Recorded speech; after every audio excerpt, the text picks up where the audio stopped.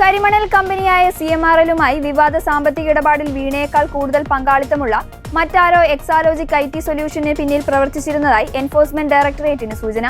കേസിനെ അട്ടിമറിക്കാൻ ശേഷിയുള്ള ഈ വ്യക്തി ആരാണെന്ന് കണ്ടെത്താൻ ED വിശദമായ അന്വേഷണത്തിലേക്ക് കടക്കുകയാണ്.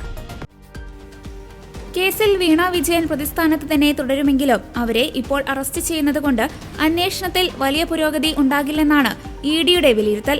അതിനാൽ വീണയുടെ അറസ്റ്റ് തൽക്കാലം ഒഴിവാക്കി. PMLA പ്രത്യേക കോടതിയിൽ നേരിട്ട് കുറ്റപത്രം സമർപ്പിക്കാനാണ് ED നീക്കം നടത്തുന്നത്. പുതിയ കണ്ടെത്തലുകളുടെ പശ്ചാത്തലത്തിൽ പ്രതിപട്ടികയിൽ വലിയ മാറ്റങ്ങൾ വരുമെന്ന സൂചനയും അന്വേഷണ സംഘം നൽകുന്നുണ്ട്. ചോദ്യം ചെയ്യലിൽ ED ഉദ്യോഗസ്ഥർ ഉന്നയിച്ച പല ചോദ്യങ്ങൾക്കും കൃത്യമായ മറുപടി നൽകാൻ വീണയ്ക്ക് കഴിഞ്ഞിട്ടില്ലെന്നാണ് റിപ്പോർട്ടുകൾ.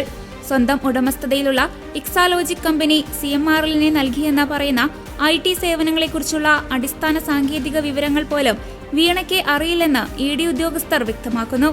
തനിക്കെതിരെയുള്ള കള്ളപ്പണം വെളുപ്പിക്കൽ കുറ്റം നിഷേധിക്കാൻ തക്കതായ യാതൊരു തെളിവുകളും ഹാജരാക്കാൻ മുൻ മുഖ്യമന്ത്രിയുടെ മകൾക്ക് കഴിഞ്ഞിട്ടില്ല.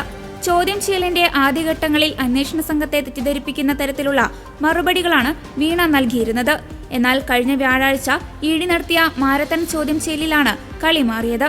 കേന്ദ്ര ഏജൻസിയായ SFIO കണ്ടെത്തിയ നിർണായക രേഖകളും ED നടത്തിയ റെയ്ഡിൽ പിടിച്ചെടുത്ത ഡിജിറ്റൽ തെളിവുകളും നിരത്തി ചോദ്യം ചെയ്തതോടെയാണ് വീണയേക്കാൾ വലിയ സ്വാധീനമുള്ള മറ്റൊരാളിലേക്ക് വിരൽ ചൂണ്ടുന്ന പുതിയ സൂചനകൾ EDക്ക് ലഭിച്ചത്.